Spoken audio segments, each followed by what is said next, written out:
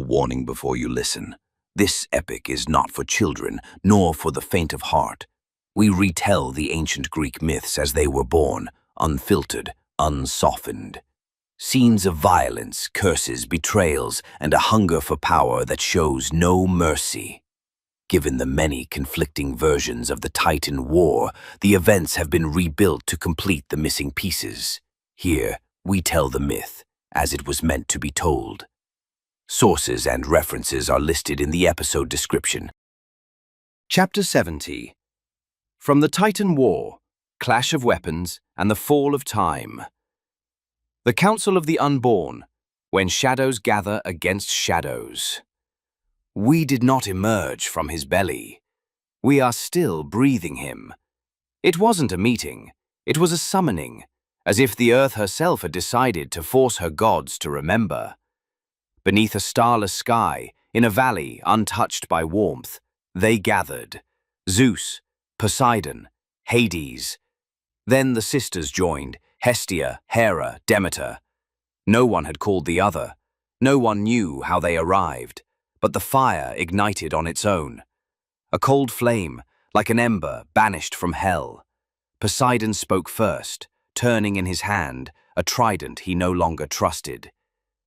Years have passed, and yet we are still here, as if we never truly began.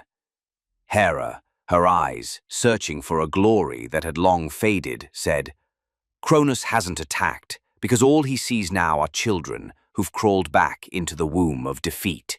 Hades laughed, a laugh that broke in his throat before it was born. Did we emerge from his stomach? No, we never left. We are still being digested, slowly. Hestia stared into a fire that no longer warmed. "I don't think we chose this council.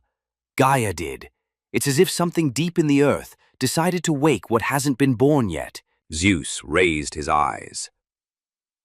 But there was nothing but blackness. "Do you see? Even the stars refuse to witness us."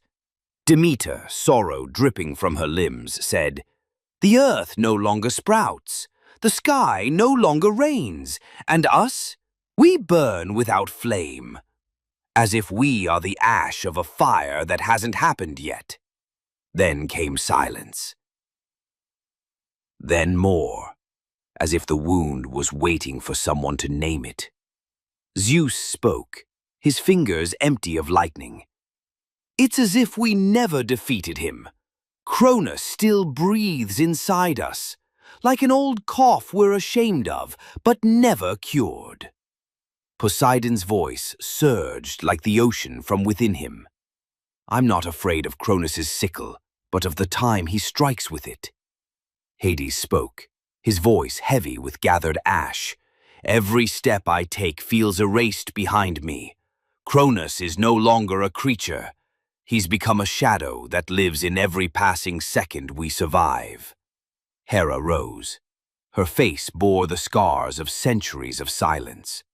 "We won't remain ash coughing in the wind.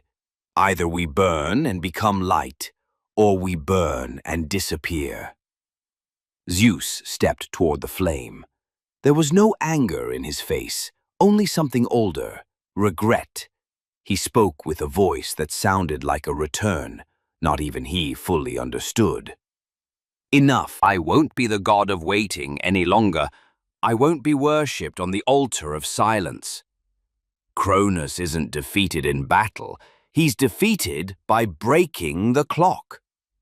Hestia, fear in her eyes, asked, "And how do you break a clock when you're inside it?" Zeus's voice cracked like the first spark before a storm. "By breaking the sickle." They looked at him, but their eyes weren't questioning. They were remembering. Zeus continued, "By breaking the luck we were cursed with, by cursing the curse itself, and forging a new time, one we control." Poseidon's hand trembled over his aging trident. "But the weapon, can it bear us being its makers?" Zeus pressed his palm to the air, as if holding lightning yet to be born. "If it hasn't been forged, we will invent it. And if it refuses us, we will win it with what has already burned inside us. Demeter looked to the ground. She saw the ash shifting, not like smoke, but like a heart beginning to beat again. She spoke, her voice carried by the wind into the deep. "Do you hear that?" Silence fell. It wasn't the ash breathing, it was the iron, deciding it was time to rise again.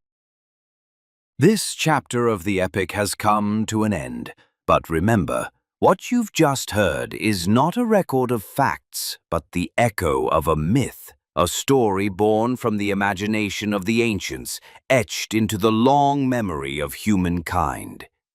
If this tale stirred something in you, if it opened a door to reflection or wonder, don't forget to support the channel and share the journey with those you love.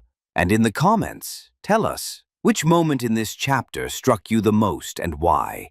We'll meet again in the next chapter of this audio odyssey through time. Until then, farewell.